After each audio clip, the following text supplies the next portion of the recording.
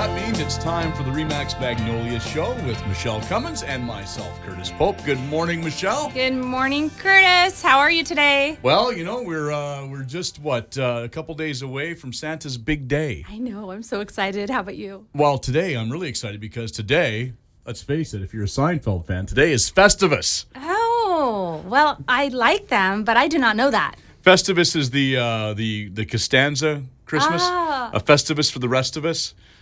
Ah, fun. Which includes the airing of grievances and the feats of strength and all that fun stuff. Yeah, it was one of my favorite episodes. Oh, wow. Okay, I'm going to have to watch it.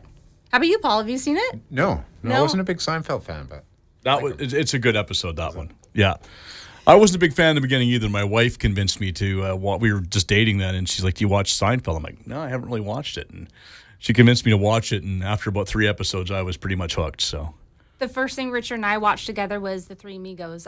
He had to pass the test, and if he laughed during Three Amigos and he loved them, then yeah. Well, that's not fair. It's Martin Short. Martin Short is just funny in everything. He is. All right. Well, I know we have a guest today. Yes. So we should probably rely on one of your world famous introductions. Well, he is no stranger to everyone. He's been in real estate for over 8 years now, I believe. Right, yeah. Wow. And I remember Paul Smith, everyone. And you've seen him around. You've seen him in advertisements. You've seen him through your neighborhood. You've seen him in your commercial buildings. He is a real estate genius. He does all things real estate, and I was so privileged to first meet him when I needed help putting a new door on my office space. That's and right. Here Paul is, and he's really good at construction, and he's so kind, and he goes, "I'll help you with that." And I'm like, "Really?" And he just really, him and his daughter got their stuff together and just came and built this door for me, and I was really thankful. And that was my first introduction really to Paul. That's Remember? right. I forgot about that. Yeah, and that door still is there, and it's strong as ever and beautiful. So really excited to have Paul with Remax Magnolia. So Thanks for having me. Very honored to have you at the office. Very excited to be working with you again. Likewise. And Paul is also a property, he's got his property management license. Mm-hmm. You do commercial, not only residential. So he's like a one-stop shop for real estate. So I wanted to introduce Paul Smith to the public to get to know who he is, besides the man behind the curtain kind of thing, like the man on the advertisements that you see. If you haven't had the honor working with him, he is going to take care of your needs very well. I've seen him in action for 8 years now, and he's really good at what he does. Oh, thank you. You're Thanks. welcome, absolutely. And so I have some where, what's, and why questions for you to get to know you. So, where were you born and raised? Born and raised in Mission. Nice. Yeah. Right in our own backyard. Mm-hmm. So you know everything about Mission pretty much. I do. I guess you could say I was born into real estate. My mom was, as soon as she got her real estate license, she was pregnant with me. So. Oh my gosh. Yeah.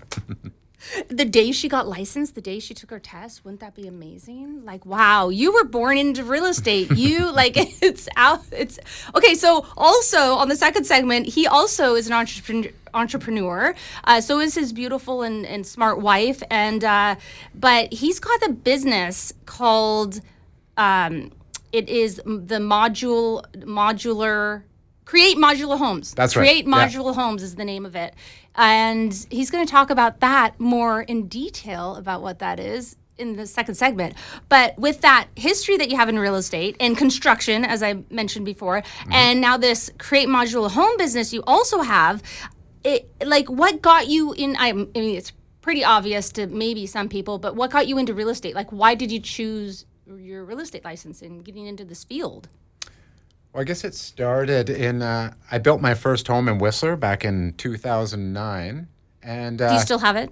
No, it sold. And I fell in love with construction then. Ended up moving to Nelson. We built a couple more homes out there. And then kind of slowly gravitated towards real estate. And just fell in love with like all aspects of real estate. So I love Nelson. Yeah, Did you I love do too. Nelson? I love it. Yeah. Oh, it's so It's good. a beautiful spot in this province. It really is, is. It's a little gem right smack dab in the middle of nowhere almost. Talking about Steve Martin Exactly. and his movie. Oh, that's Roxanne. right. Roxanne, yeah. Yeah, love it. They have a whole museum walking tour there for that. But okay, so why not just your real estate license? Why also your property management license and your love for commercial as well? Do you think?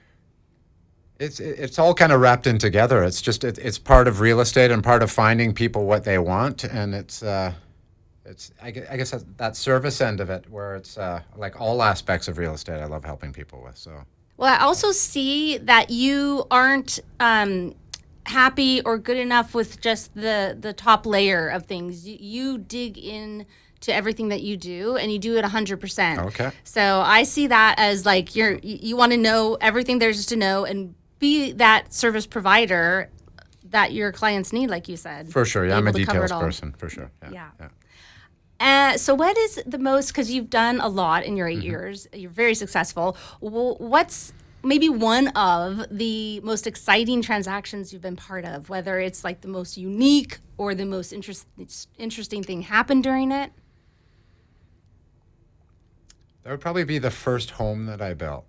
So I was that was really exciting actually. So I'd walk the dog around around this residential area in Emerald Estates in Whistler, and kept seeing this for sale by owner sign on this vacant lot, and I just kept wondering, like, that would be a perfect place to build a home. And one day I ended up just calling the guy, and apparently he had foreclosed on the owner, and he really just wanted to get rid of the lot. So long story short, he ended up financing the home and the construction of a home. Oh, that's smart. That's how That's that great. journey started. That's amazing. Yeah, Because so that was exciting. it was almost like door knocking, just walking around, or like just finding something. Was there not a lot of lots available at the time? There wasn't a lot, no, and not many foreclosure lots either. So it was good timing for sure. I kind of see you have good timing and things too in your life.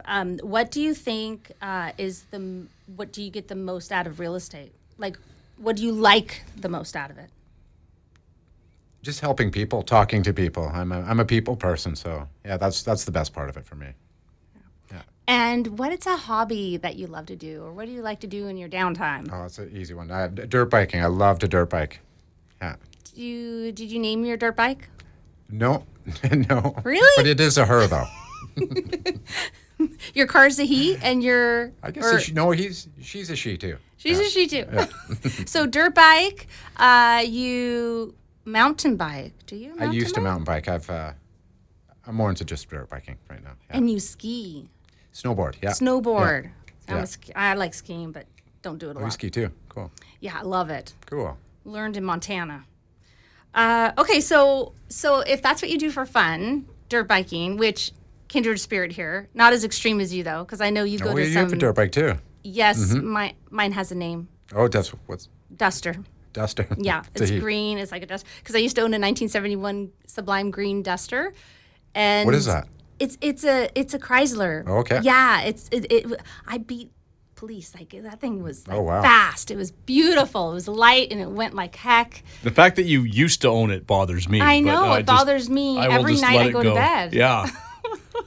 I think oh my I love those old Duster. muscle cars. Those old muscle cars are my like favorite. So when I use like a Duster or a Charger or a Mustang or a Camaro or Cougar River, I love all those cars. So it's like, oh, when you say used to, it's like I used to have a '69 Mustang, so I know how you feel. Feel the pain. Yes. It's like property. Like once you buy it, a vehicle or a car, never sell it because No. it's too special. Because when you do, you regret it later on. Same thing with real estate. Unless, of course, you need to move your equity into something better. Yes. That's a good time to sell.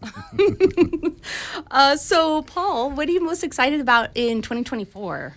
2024. Well, the new brokerage you owned up, I'm excited about getting going with that. So there's a lot of exciting things going on there. That's number one for sure.